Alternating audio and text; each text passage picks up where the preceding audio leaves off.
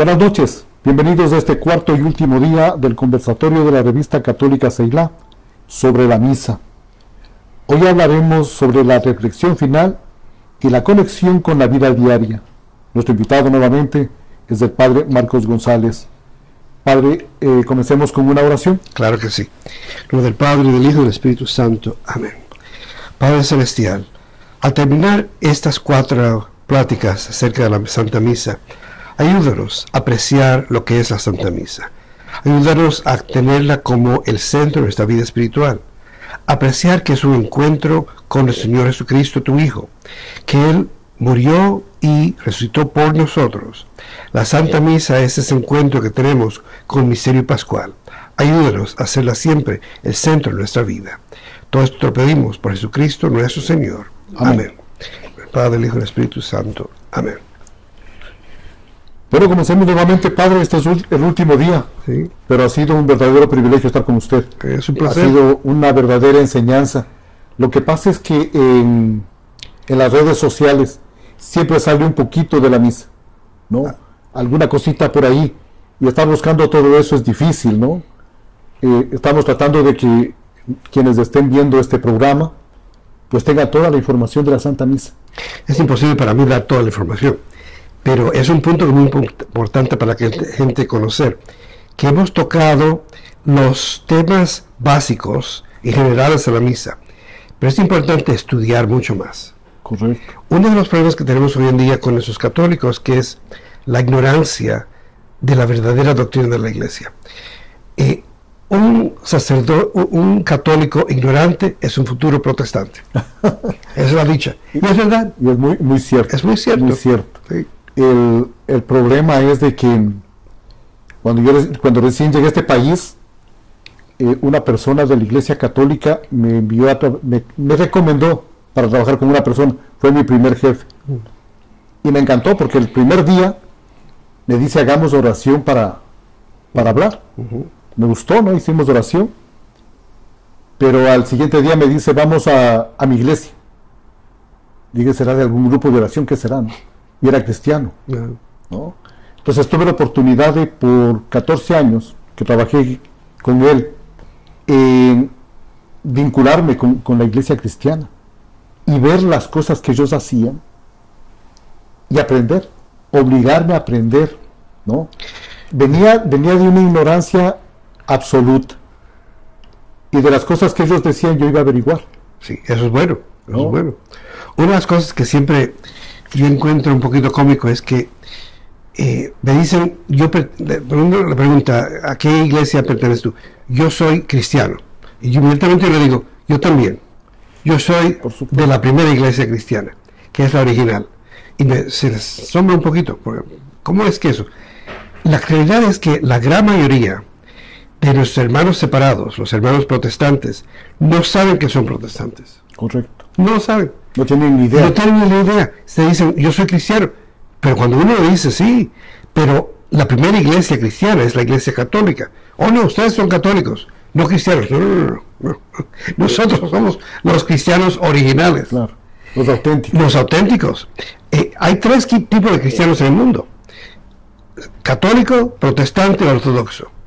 Así que si no eres católico, no eres ortodoxo, eres automáticamente protestante. Ya. No lo saben. Algunos saben, pero muy poquito. Claro. Y otra de las cosas que dicen es: yo era católico. Ah, sí. ¿No? Yo era católico. ¿Perteneciste a algún grupo? No. ¿Tuviste algún estudio de la Biblia? No. Y a mí sí me daba vergüenza al principio, padre, decir que soy católico, por el bajísimo conocimiento que tenía. Sí. Y no es que he aprendido muchísimo, pero por lo menos he tratado de aprender algo, ¿no? Pero tú sabes mucho más. El católico, el típico en la iglesia cada domingo, y aunque sea el que va a la iglesia, es uno practicante. Pero el otro que fue bautizado católico, tal vez hasta hizo su primera comunión, confirmación, pero ahí terminó. Bueno, eso nos hace católicos, de verdad. Yeah. Tuvimos el sello, pero no estamos usándolo. Quiere decir que tenemos la potencia en nuestras almas, pero si es que no ejercemos esa potencia en los sacramentos, no nos sirve para nada. Padre, tenemos un Rolls Royce estacionado en el garaje. Y a lo mejor ya se está dañando hasta el motor. Sí, sí, porque no se usa. Porque no lo usamos. Y es terrible. Sí. Y le repito, eso en un principio me pasó mucho a mí, ¿no? Y sí me da vergüenza que alguna vez le escuché un sacerdote que decía, y esa fue mi intención de comenzar este proceso de aprendizaje un poquito más profundo, ¿qué tanto sabes de la misa? ¿Entiendes del asunto de la misa? Y decís, si el padre me pregunta una cosita más y no puedo. Y de eso, padre, o sea, y cómo se formó la Iglesia Católica y todas las cosas, todas las riquezas que nosotros tenemos. Hay tanto que ver, tanto que ver. Yo tengo 62 años, eso es sacerdote ya casi 32 años, y casi todos los días aprendo algo nuevo. Correcto. Que no sabía. Correcto. Es una riqueza que jamás vamos a terminar en este mundo. Es que, padre, en estos 4 días que hemos conversado con usted, ha habido cosas en las que a mí sí me dicen, wow, estoy tratando de entender el valor que tiene la misa, ¿no? Para tratar lo que comentábamos anteriormente, es una manzana dulce, saborearle despacito, que es el llegar, prepararse y todo lo que hemos conversado, e ir saboreando cada paso, cada paso, sí. Cada parte de la misa. Es lo que yo trato de enseñar a los muchachos a la escuela, que ellos aprecien la misa, porque si no, vivimos en un mundo de ser pasivos en entretenimiento. Vamos a un cine, vemos una película, vamos a un teatro, vemos una obra de teatro, y a un deporte en el estadio vemos un juego. Nos sentamos, pero la misa no es eso. No estamos observando, no es un show, no es un espectáculo. Yeah. Tenemos que participar activamente, y esa participación debe ser primordialmente espiritual. Yo pienso, padre, de que la parte de venir a la misa es tener una relación con el Señor. Absolutamente, absolutamente. Si no hay eso, no hay nada. Escuchaba a un predicador alguna vez que decía, si no tienes una relación con Dios, no puedes hablar de Dios. Así es. Porque no sabes de qué estás hablando. Absolutamente. Y la única forma de mantener una relación con el Señor es en la misa, y me voy llevando de ahí. Y la oración personal, claro. Lógico, me voy llevando de ahí, y de ahí voy a mi casa a hacer el rosario, la oración y todo lo que en el resto del día me dejó como tarea el Señor. Pero ya tengo una relación con Él, ya he conversado con Él. Se puede conversar. Claro. Es maravilloso. Oración es conversación con Dios. Y esa es la relación. No es más nada que eso. Claro, esa es mi relación. Hay gente que me dice, padre, yo no sé cómo orar. ¿Sabes hablar? Sabes orar. Es que si sabes hablar con Dios. Yo no creo que haya una forma de orar con el Señor extraterrestre, ¿no? Con Él se habla con... En sí, algunas veces cuando uno más está cerca con el Señor, menos palabras necesitas. El arzobispo Fulton Sheen, yo he hablado de él antes, que era un magnífico predicador y un futuro santo, habló de cuando era joven, un joven sacerdote, había una viejita que venía a misa cada día. Después de misa se quedaba orando por mínimo de 1 hora. Ya. Y él le preguntaba, ¿qué habla esta mujer tanto tiempo con el Señor? Y entonces un día le preguntó, ¿qué dices tú por tanto tiempo en oración? Y ella dice, bueno, yo lo miro a él y él me mira a mí. Ya. Cuando uno llega a ese nivel de santidad y relación con Dios que es tan familiar, las palabras no son necesarias. Es simplemente contemplación, estar en la presencia del Señor. Es que ahí viene la equivocación que nosotros tenemos.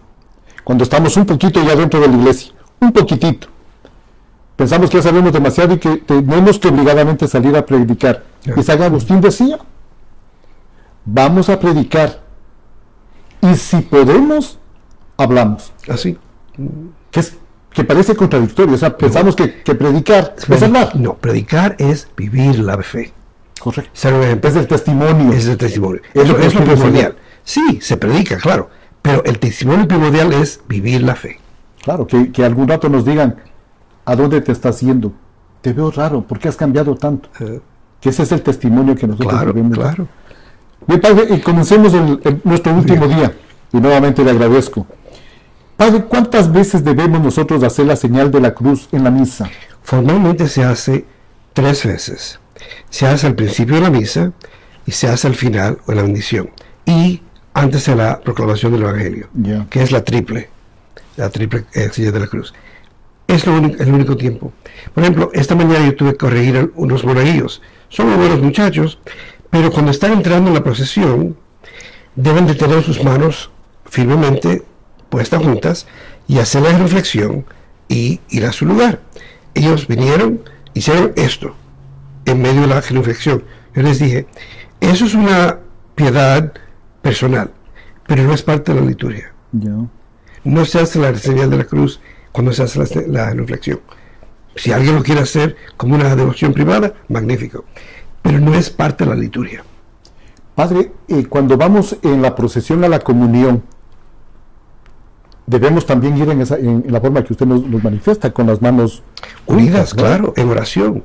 No estamos yendo a recibir una galleta, estamos yendo a recibir al Señor, cuerpo y sangre, alma y divinidad, el encuentro más íntimo con Jesucristo en esta tierra. Quiere decir que tenemos que tener una reflexión, dar gracias, pedir perdón por nuestros pecados, tener una paz en nuestra alma. He recibido la comunión, ¿debo irme a un lado y arrodillarme otra vez ante el Señor cuando ya lo estoy llevando adentro? Bueno, hay diferentes devociones en diferentes parroquias. Primero, recordemos que hay 2 maneras de recibir la comunión. Primero, podemos recibir en la mano, con una mano abierta sobre la otra, inmediatamente poner la hostia en nuestra boca y chequear que no hay nada de un fragmento. Es la primera. La segunda, que es preferida y tradicional, es simplemente decir amén, abrir la boca, recibir la hostia en la lengua y regresar a nuestra banca. Cuando estamos regresando a nuestra banca, es apropiado hacer un acto de agradecimiento. De agradecer al Señor porque Él haya entrado en mí. Ahora, normalmente en las parroquias es un tiempo que estamos cantando. Así cuando regresas a su agradecimiento, después canta. Participar en el canto de comunión. Me uno a la comunidad. Unir a la comunidad. Padre, en la plegaria eucarística, ¿por qué debemos rubricar esta plegaria como un fuerte y entusiasta amén? Bueno, la palabra amén quiere decir yo creo. Yo creo. Así es. Quiere decir que todo lo que el sacerdote ha dicho durante esa oración, que es la oración más importante de toda la misa, al final nosotros decimos y proclamamos y profesamos amén, yo creo, así es. Es nuestra participación y confirmación de lo que acabamos de decir y hacerlo nuestro. Perfecto. Padre, ¿cómo se celebraba la Eucaristía en las primeras comunidades? Bueno, depende de dónde estabas. Si estabas en Jerusalén, ¿no? Si está igual que hoy, si estabas en Roma, si estabas en Jerusalén, depende si había una persecución. Si había una persecución, estaban en las catacumbas, en el subterráneo, en los cementerios, porque era el secreto. Si no había una persecución, eran las casas de los primeros cristianos. Después, hasta el siglo 325, por ahí, 300 y pico, Constantino fue el que decretó, el emperador Constantino, que ya la iglesia era legal en todas partes del Imperio Romano. Quiere decir que ya podían hacer templos. Entonces, cuando empezaron los templos, hasta ese tiempo eran capillas pequeñitas, casas de comunidades pequeñas, pero después hicieron los grandes templos y ahora están iglesias magníficas. Lo que sucede todavía en los campos nuestros, ¿no? Sí. En donde no hay una iglesia, pues posiblemente en la escuela o en algún sitio. En cualquier sitio. Yo en mi vida he celebrado misa en los templos más lindos que hay, como el de nosotros, y en las capillas más humildes y hasta en el campo. Cuando yo estaba en primera parroquia, en Camarillo, una vez al mes iban los campesinos y celebramos la misa en el campo al final del día. Ellos estaban trabajando todo el día y venían al final y entonces teníamos confesiones, la Santa Misa y después una gran comida. Y me encantaba porque estaba bajo las estrellas. Era algo bellísimo, me encantaba. Lindísimo. La catedral de la naturaleza. Bueno, acá en los Estados Unidos, ¿no? Todavía hay de ese tipo de parroquias. Más allá de Lancaster, no recuerdo este rato el nombre, hay una pequeña capilla así, ¿no? Que ahora están bajo el cuidado de los misioneros servidores de la palabra. Okay. Está muy bonito por ahí y es encontrarse con el Señor, ¿no? Pintado con el techo con la mano del Señor. Al aire libre. Hermosísimo. Sí, sí. ¿Cómo cambió la misa durante la Edad Media y cuál fue el papel de los monasterios en su desarrollo? Bueno, los monasterios ayudaron mucho con el ritual y el canto gregoriano.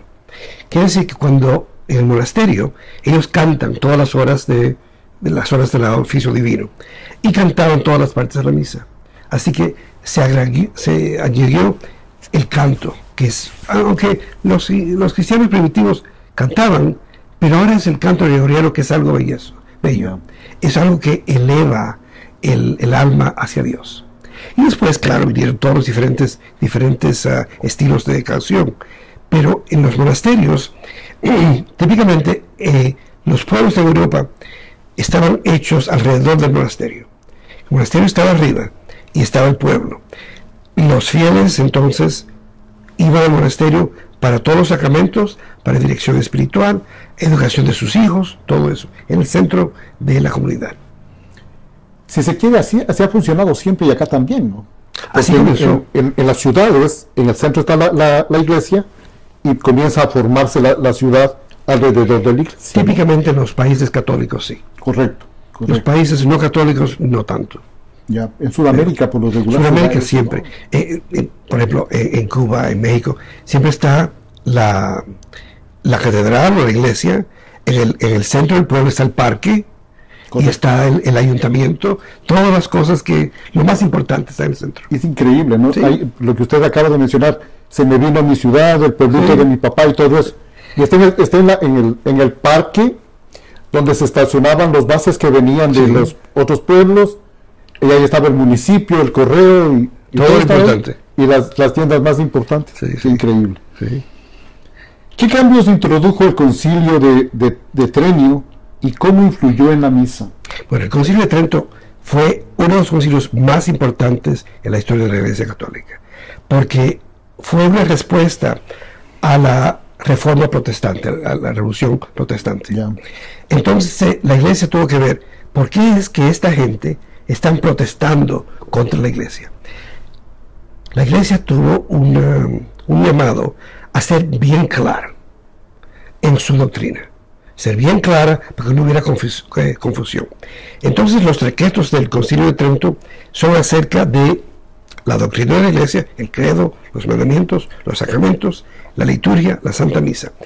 Después del Concilio de Trento hubo el misal de San Pío V, que fue después del concilio. En ese tiempo había muchos diferentes ritos, como hay todavía. Tenemos, creo que son 17, algo así, no me recuerdo el número exacto, de diferentes ritos en la Iglesia Católica, el romano y después están los orientales. Pero en ese tiempo había muchos más. Entonces trataron de estandarizarlo, decir, no, en el rito romano todos vamos a decir la misa exactamente igual. Así que tú pudieras ir a cualquier parte y ahí está. También comenzó la reforma y la fundación de los seminarios, porque teníamos muchos sacerdotes que eran ignorantes, básicamente hasta analfabetos. Era verdad.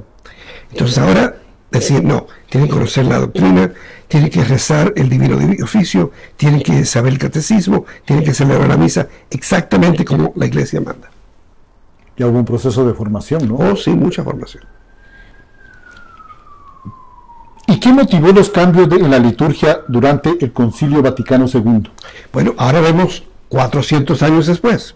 Entonces, en el Concilio Vaticano II, el Papa Juan XXIII vio que la Iglesia estaba bastante bien, estaba evangelizando, sus seminarios estaban llenos, etc. Pero había una cierta división o separación entre el mundo moderno y la Iglesia Católica. Él quiso abrir las ventanas y decir, ¿cómo es que la Iglesia puede, en el tiempo moderno, explicar su doctrina, las verdades de Cristo, a un mundo que ya no es un mundo cristiano, un mundo bastante secular? ¿Okay? Y entonces hubo los 3 años del concilio.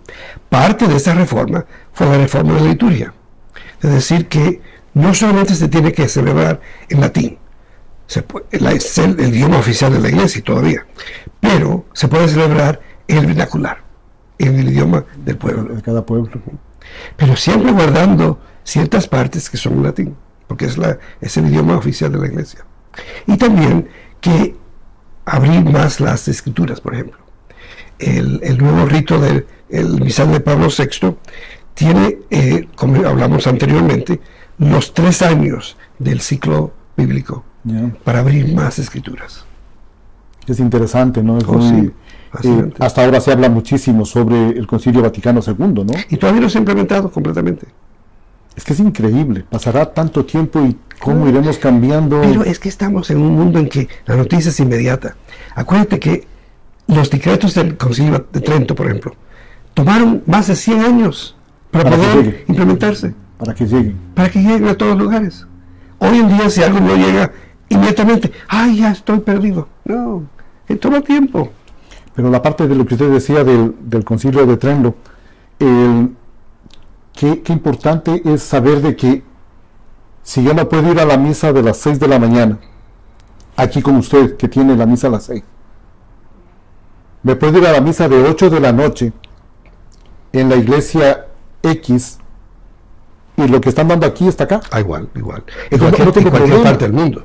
Sí, porque lo terrible fuera, me estoy perdiendo la misa con el padre González, porque acá el padre Juanito da la misa mejor, pero es lo mismo. Es lo mismo. Entonces, eso está estandarizado a nivel mundial. Donde yo vaya, voy a escuchar. Yo he ido a misa en casi todos los países del mundo, en francés, en alemán, en chino, en japonés, en diferentes partes de África, y no entiendo una sola palabra, pero sé exactamente lo que está pasando. ¿Por qué? Porque es exactamente la misma misa. Claro, es como cuando usted trabaja en la carpintería y viene un ruso a enseñarle la carpintería y él le va diciendo las cosas, usted ya sabe lo que sabes. Y uno se levanta y se pone de pie, pero y sabe lo que está pasando. Y va rezando en el idioma de él. Claro. Va llevando el ritmo de la misa en el idioma de él. Claro, sí, claro. ¿Cómo ve la Iglesia la misa en el contexto de la modernidad y de una fe vivida en comunidad? Bueno, en comunidad, la misa, para todo cristiano, la Santa Misa es el centro de la vida espiritual. Pero cuando nos reunimos como comunidad, no estamos celebrando solamente yo y Dios. Está la relación de yo y Dios, pero estamos en el cuerpo de Cristo, el cuerpo místico de Cristo. Quiere decir que no soy yo solo. Yo estoy adorando a Dios con mis hermanos y hermanas. Es parte de la comunidad. La misa me une a Dios y me une a mis hermanos también. Por eso es que nos reunimos como comunidad, la asamblea de los creyentes. Es una parte que muchas personas se olvidan. Dicen, bueno, pero yo puedo rezar en casa. No, sí, pero no es lo mismo. Claro que vas a rezar en casa. Todos tenemos que rezar en casa. Pero cuando vamos a misa, estamos participando en algo mucho más importante. ¿Por qué? Porque estamos ahí viviendo de nuevo el sacrificio de Cristo. Y lo estamos haciendo con todos nuestros hermanos en la comunidad. Esa es una de las partes de mi ignorancia, padre. ¿Qué saco yo estando el domingo en misa con tanta gente cuando puedo estar tranquilamente viendo en la televisión? ¿No? Pero estás viendo como si fuera un show. Pero este rato, y desde el principio, les pido a mis hermanos que oren por mí y yo voy a orar por todos ustedes. Claro. O sea, ya me unía, en la primera oración, ya me unía a la comunidad. Sí. Y ya estamos ahí, ¿no? Por eso es que tenemos la oración de los fieles, en que traemos todas las diversas necesidades, por la iglesia, por el presidente, por los gobernantes, por las ocasiones, por la comunidad, por las familias, por los enfermos, por los difuntos, todo. Y ahora hagamos silencio porque vamos y pidan por sus necesidades. Claro. O sea, es impresionante todo. Claro. Todo eso, ¿no? ¿Por qué la misa es considerada la fuente y cumbre de la vida cristiana? Porque es el centro de todo. Como he dicho antes, es la unión más íntima con Cristo en la tierra. No hay ninguna otra oración. La más excelente oración, por ejemplo, el Santo Rosario, que es bellísimo, que fue dado por la Santísima Virgen María. Las novenas, la Divina Misericordia, las devociones, todos son magníficos. Pero nada puede llegar a la cumbre de la Santa Misa. es la fuente, quiere decir que donde vamos a alimentarnos, y la cumbre de nuestra espiritualidad. Así que si no tenemos la misa, no tenemos nada, de verdad. Por eso es que en todo el mundo, cada iglesia, lo primero que se hace es, hay que celebrar la misa. Yo estuve leyendo el año pasado de cuando los misioneros vinieron a las Américas, en la Florida, y aquí por California, y por el este de los Estados Unidos. Llegaron, ¿qué hicieron primero? Celebraron la misa. Es lo primero. Traer a Cristo, hacerlo presente. Claro. Porque sí podemos orar, pero no está presente físicamente. Pero cuando se hace la consagración, ahí está Cristo presente en medio de nosotros. No hay nada que es igual. Ahí se justifica la misa de todos los días. Todos los días y muchas veces. Porque no puedo vivir sin comer un día. Claro, exactamente. No puedo vivir un día sin que el Señor no esté presente. Así es. Y si no puedo ir en la mañana, voy en la noche, y esa es la bendición, ¿no? Es la belleza que en el mundo entero, cada momento se está celebrando una misa. En alguna parte del mundo. Claro, claro. Constante. Padre, ¿y cómo puede participar un católico activamente en la misa? Bueno, la participación en la misa es principalmente interior y espiritual. Quiere decir que llegamos preparados, en estado de gracia, habiendo leído las lecturas, con tiempo, en la primera parte. Después respondemos a las oraciones. Participamos en escuchar.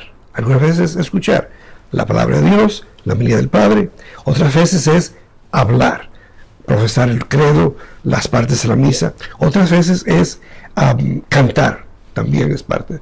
Así que no es necesariamente que todos tenemos que estar haciendo lo mismo, o que tenemos que estar activos como mujeres o ministros o lectores. Hay unas personas que piensan que si no tienen un papel litúrgico, no están participando. Eso es completamente equivocado. La participación primordial es la de los fieles en las bancas, sin tener que estar brincando y saltando. No, orando, escuchando, cantando. Eso es la participación en la misa. Usted decía hace un momento, vamos a la misa y pedimos por los gobernantes, por el Papa, por la Iglesia, por nosotros y por todos. Así es. Esa es la participación de nosotros. Y ¿no? Claro, comulgamos, que si todos nuestros sentidos se usan. Vemos, oímos, saboreamos porque tenemos la hostia, olemos el incienso, todos los sentidos se usan en la misa. Están ahí presentes. ¿De qué manera la comunidad fortalece espiritualmente a los católicos? La comunión, perdón. La comunión. ¿De qué manera la comunión fortalece espiritualmente a los católicos? ¿En qué manera nos fortalece la comida? Si no comemos y no bebemos, nos morimos. Lo mismo con la comunión. La comunión es la participación en el cuerpo de Cristo. Él nos viene a alimentarnos físicamente y espiritualmente. Un cristiano, un católico, que no comulga, en cierta manera se está desapareciendo, se está desmayando. Después de un tiempo ya no va a tener la fuerza. Cuando vamos a misa y comulgamos, ¿qué decimos? El cuerpo y la sangre, alma y divinidad. La fuerza, la vida de Cristo, la gracia, para entonces salir y vivir la vida cristiana. Nos fortalece, nos da fuerza, nos da ánimo. Es todo lo que tenemos, es un alimento de Cristo. Él nos dijo, si no comen mi carne, no beben mi sangre, no tienen vida ninguna. ¿De qué sirve irnos a la fiesta si no vamos a comer? Entonces, si se aparta de mí, no pueden hacer nada. Correcto. No pueden hacer un poco, no pueden hacer nada. Y voy a misa, le pido al Señor, pero tengo que llevarle conmigo. Claro. A través de la comunión. Claro. ¿Cuál es el valor de celebrar la misa en comunidad? Bueno, hablamos de eso ya, pero es importante reconocer que no estamos solos.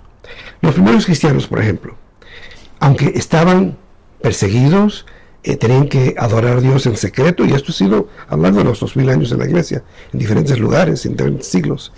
Pero cuando se unen, se dan cuenta, estoy con otros, somos hermanos, estoy compartiendo con otros.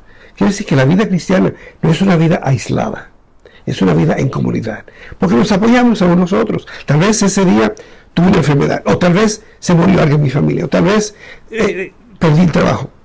Nos apoyamos, nos ayudamos. Eso es parte de ser cristiano. No somos islas, somos parte de una comunidad. Ya no necesito decirle, Padre, por favor, ore por mí.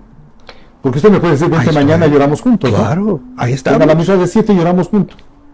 Y no voy a orar solo yo, sino toda la comunidad que asiste a la misa. Entonces es un grupo, y el Señor dice, ¿no? Donde estén dos o tres, ahí estaré yo. Ahí estaré yo, sí.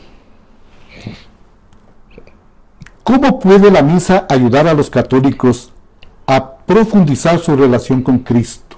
Es esencial. Porque ¿qué hacemos durante la misa? Hemos hablado durante esta serie. Escuchamos su palabra, donde Él nos dice, esto es la manera, el camino para la casa del Padre. Así que escuchamos su palabra. Después, eso la aplica a nuestra vida. Oramos por todas nuestras necesidades y participamos en el sacrificio de Cristo. ¿Qué más importante hay que eso? Si no vamos, no estamos alimentados. Estamos tratando de vivir como cristianos aislados, sin la fuerza de Cristo. Ya mantengo una relación con el Señor. Sí, pero tengo que tener una relación con Él que es física. Correcto. Durante la pandemia, muchas personas, y por necesidad, tuvimos que participar en misa por la televisión. Bien, pero eso no es lo mismo. Claro, cuando terminó eso, yo le dije a la gente, y durante la pandemia, yo celebraba, me recuerdo, yo celebraba misa solo en la iglesia, con 2 o 3 que me ayudaban en la cámara. Y cuando predicaba, tenía que predicar en la cámara, sabiendo que la gente estaba en su casa. Y siempre decía, no se vaya a acostumbrar a esto. Esto no es normal. El católico tiene que estar presente, físicamente presente, para poder comulgar, para poder tener esa comunión con Dios. Hay casos extraordinarios, pero son extraordinarios. Una persona que está enferma, en el hospital, en una casa de convalescencia, no puede salir, ok. Pero aún ahí se le trae la comunión. Él puede participar en la misa, pero hay que traer la comunión. Lógico. Que ustedes lo permiten eso al final, que les entregan a las personas que están autorizados, ¿no? Sí. Son ministros de Eucaristía que están autorizados para los enfermos. No puedes llevar quien quiera, ¿verdad? ¿O puedes llevar quien quiera? No. Tiene que ser una persona autorizada y entrenada para hacerlo. Lógico. Sí. ¿Qué valores y virtudes fomenta la participación constante en la misa? Bueno, todo de ser santos. De no ser egoístas, de sacrificarnos por otros, de amar al prójimo. Todos los mandamientos lo vivimos en la misa. Las bienaventuranzas las vivimos en la misa. Es poner en práctica las enseñanzas de nuestro Señor Jesucristo. Poder tratar de ver en el prójimo la cara de Cristo mismo. La Madre Teresa, la Santa Teresa de Calcuta ahora, su orden misionera es una de las monjas que está saliendo constantemente a los lugares más pobres, a la gente más necesitada. Pero ella siempre dice, no pueden hacer nada, sino primero van a misa y tienen su hora santa. Y después entonces pueden salir. Porque si no, no van a tener la fuerza de hacerlo. No van a poder traer a Jesucristo. Pueden traer comida, pueden traer ropa, pero no pueden traer amor. La ropa y la comida es importante, pero el amor de Cristo es aún más importante. Hay que pedirle la bendición al Señor para poder hacer las cosas. Exacto. ¿No? Y la iglesia de alguna manera nos reconoce en algún momento, y el Señor todo el tiempo, ¿no? El Señor nos está reconociendo todo el tiempo. Y le comento esto por lo que hoy en la mañana, el día lunes por la mañana, el Santo Padre en un momento que se levantó, pidió que ya se comience el proceso para santificar algunos beatos. Sí. Entre esos está José Gregorio Hernández, venezolano, que es mi ya santo de devoción, ¿no? Él fue quien intercedió para curar a mi mamá y a un hermano mío. Wow. O sea, es un testimonio real, ¿no? Que yo tuve la oportunidad de ver porque estuve con ellos Cuando mi hermano tuvo el accidente, yo estuve con él. Y en el proceso de la enfermedad de mi mamá, yo le atendí. Porque mi mamá tuvo cáncer a los 13, cuando yo tuve 13 años, padre. Wow. Y le estoy hablando hace 50 años, más o menos. Dios mío. 52 años. Donde a usted le decían cáncer y era muerte. Sí, sí, claro. Lo que le decían es vas a vivir 3 meses, 4 meses, Ya. 5 meses. Y el hermanito Gregorio, ¿no? Nosotros le sentimos a él. Y mi mamá le sentía cómo le iba inyectando. Y a mi mamá le dieron 3 meses de vida. Y mamá vivió hasta cuando yo tuve 18 años, vivió 5 años, Wow. ¿no? Y con una clarividencia increíble. Y fallece por el accidente que tuvo mi hermano. Estábamos, los dos salíamos de una fiesta y quiso parar un carro porque no pasaba por la carretera y se metió y el carro le atropelló, pero yo vi, ¿no? Cómo el carro le pegó, le elevó y le botó lejos. Y yo nunca he tenido una buena vista, entonces yo vi el golpe, lo que le botó el carro, y él se quedó transversal y le pasó el carro por las piernas. Pero yo no vi quién era, padre, yo no vi quién era. Y ese rato venía un carro de, como dicen en Cuba, una guagua, un bus, y tenía la puerta por adelante y por atrás. Yo me fui para la puerta de atrás para coger el carro. Y viene un tío mío y me dice, ¿viste el accidente? Le digo, sí, pero me parece muy irresponsable lo que hizo. ¿Cómo se va a meter a tratar de parar el carro de esa manera? Dice, ¿no viste quién era? Le digo, no. Le digo, para hablarle honestamente, no, y ni me interesa, yo ya me voy. Dice, es tu hermano el que tuvo el accidente. Me regresé y vi todo el proceso. Les llevaron al hospital inmediatamente. En el hospital de la ciudad de nosotros era pequeño. Dijeron, no les llevas a la capital, les llevaron a Quito.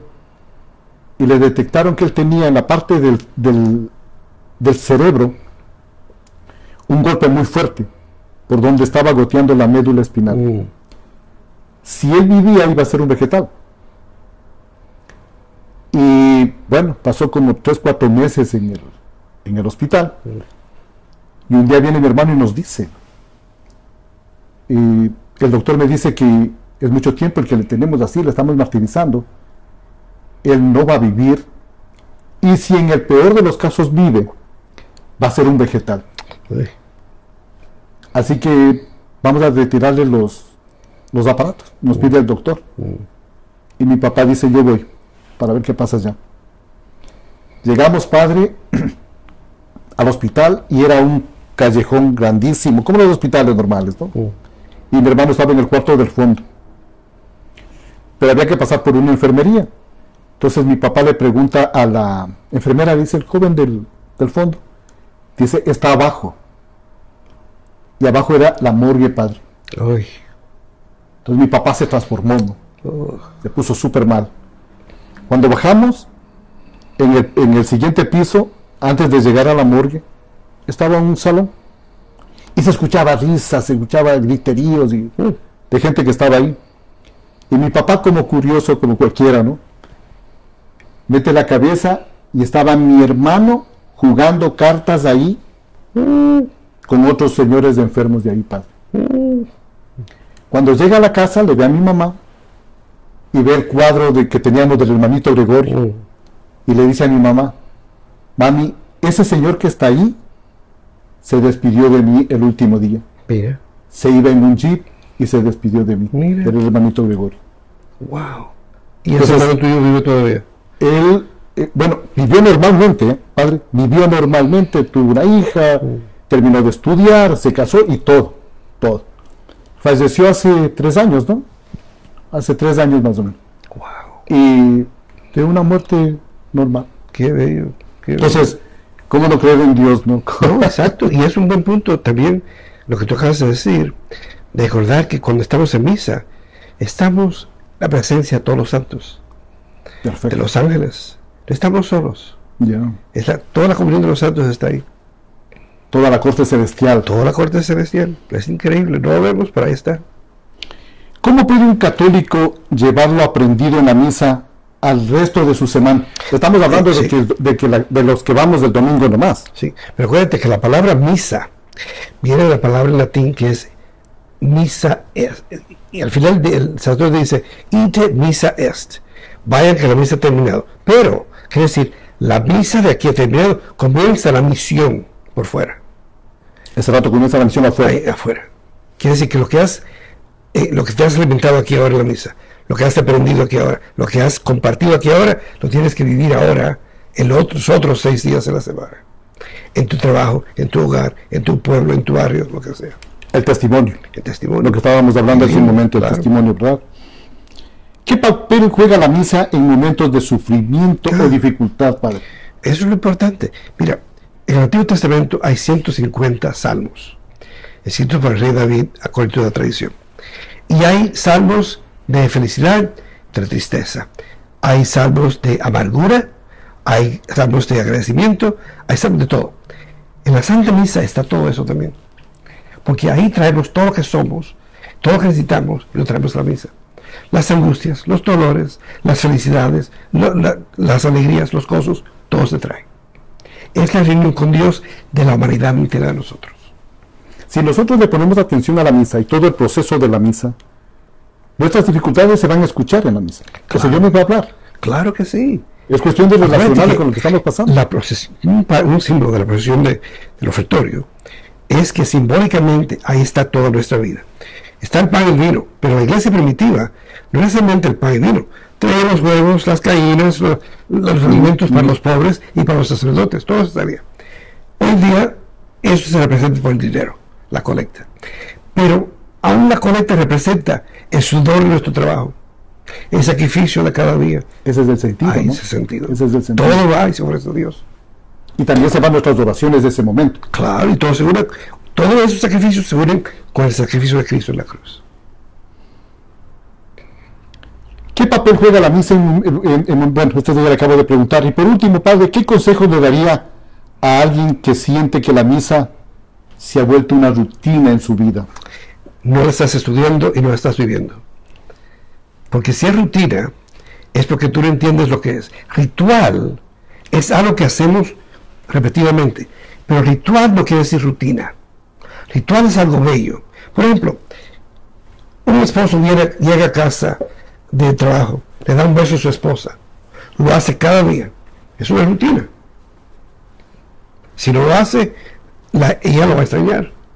Es una expresión de amor. Pero es un alimento a la relación familiar. Correcto. Son rituales que son, cuando nos sentamos a comer juntos como familia, hay un ritual, pero no es rutina, aunque lo hacemos repetidamente, porque es algo importante, se repite constantemente. El Señor nos dijo, hagan esto en conmemoración mía.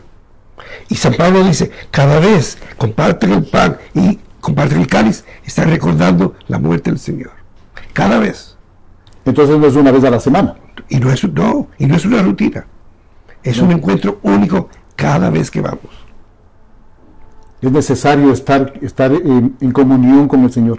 Absolutamente. ¿No? Así que les recomiendo, hagan lo que dice el letrero enfrente de mi vestuario. Celebra esta misa como si fuera tu primera misa. Qué hermoso. Como si fuera tu última misa, como si fuera tu única misa. Es el encuentro más único y más íntimo con el Señor Jesucristo. Eso es lo que deberíamos decir todos en la actividad diaria. Así es. Este es el mejor día de mi vida, este es el único y este es el mejor, el primero, el último y el mejor. Qué impresionante. Padre, muchísimas gracias por su tiempo. Es un placer. Muchísimas gracias por permitirnos de estar con usted y pasarle a la comunidad. Le repito, siempre hay mucha información, dicen en las redes, pero un poquito por aquí, un poquito por allá. Y lo que hemos hecho es recoger todo. Bueno, espero que hemos robado toda esa experiencia, Padre. Espero que ayude a algunos por ahí. Le hemos robado sus 32 años en estas 4 horas. Nuevamente, Padre Marcos, muchísimas gracias por permitirnos estar aquí. Un placer, que Dios los bendiga. Gracias, Padre. Bueno. Antes de que se acabe, nos puede dar la bendición a nosotros y a todos, Padre. Que el Señor esté con ustedes. Y con su Espíritu. Que la bendición de Dios Todopoderoso, el Padre y el Hijo y el Espíritu Santo, desciende sobre todos ustedes, se mantenga para siempre. Amén. Amén.